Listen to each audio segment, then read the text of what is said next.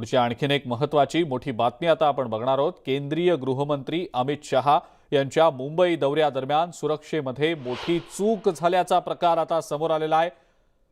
सुरक्षा कड तोडून एक व्यक्ती सातत्याने फिरत असल्याची माहिती मिळालेली आहे। ही व्यक्ती आपण एका खासदारांचा पीए असल्याची बतावणी देखील करत होती अशी माहिती समोर येते। पोलिसांना या व्यक्तीबद्दलचा संशय आल्यानंतर या व्यक्तीकडे चौकशी करण्यात आली, विचारणा करण्यात आली आणि त्यानंतर हा सगळा प्रकार उघडकीला आलाय। चौकशी केल्यानंतर या व्यक्तीला पोलिसांनी आता अटक केली आहे।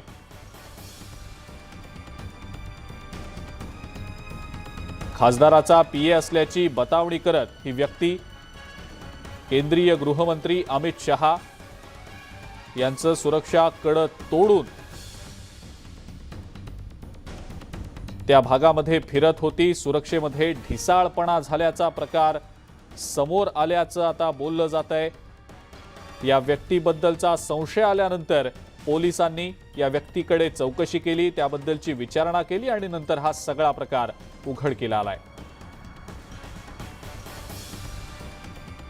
पुढची आणखीन एक महत्त्वाची बातमी आता आपण बघणार आहोत। अमरावतीमधल्या लव जिहाद प्रकरणातली युवती आता सातारा इथं सापडली आहे। 6 तासाच्या पाठलागानंतर लोहमार्ग पोलिसांनी सापळा लावलेला होता। सातारा रेल्वे पोलिसांनी या युवतीला ताब्यात घेतलंय।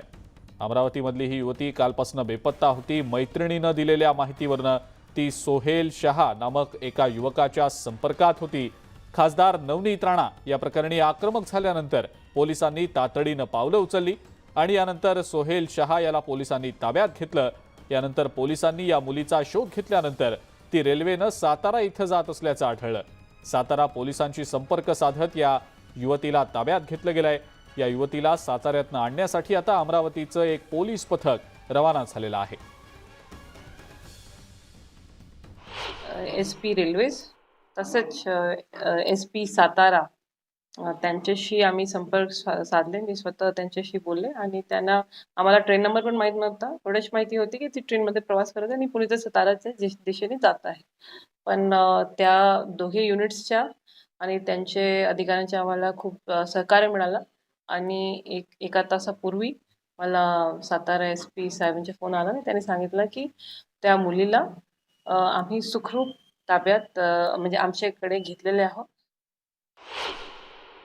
जो लव जिहादचा संशयित आरोपी होता त्याला रात्री उशिरा ताब्यात घेतलं आणि त्याच्यावरून जो काही शोध आणि जो काही तपास त्यांनी चालवला त्या तपासाला आज यश आलेलं आहे।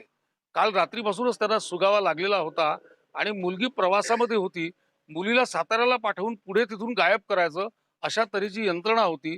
फार नियोजनबद्ध पद्धतीने यंत्रणा काम करत असते, पण ही यंत्रणा पोलिसांनी हाणून पाडलेली आहे।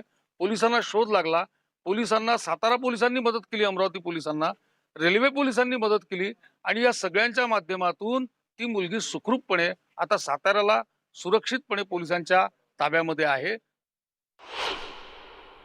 ती मुलगी साताऱ्याला सापडलेली आहे आणि हे यश या मुलींना वाचवण्याचं यश हे फक्त बजरंग दल, विश्व हिंदू परिषद आणि भारतीय जनता पक्षाचे कार्यकर्ते जागृत असल्यामुळे हे प्राप्त झालेलं आहे। दुर्दैवानं पोलिसांची भूमिका बोटछिपी होती आणि म्हणून माझं पोलिसांना आता माझी विनंती आहे, आग्रह आहे की आपण प्रोॲक्टिव्ह भूमिका घ्यावी।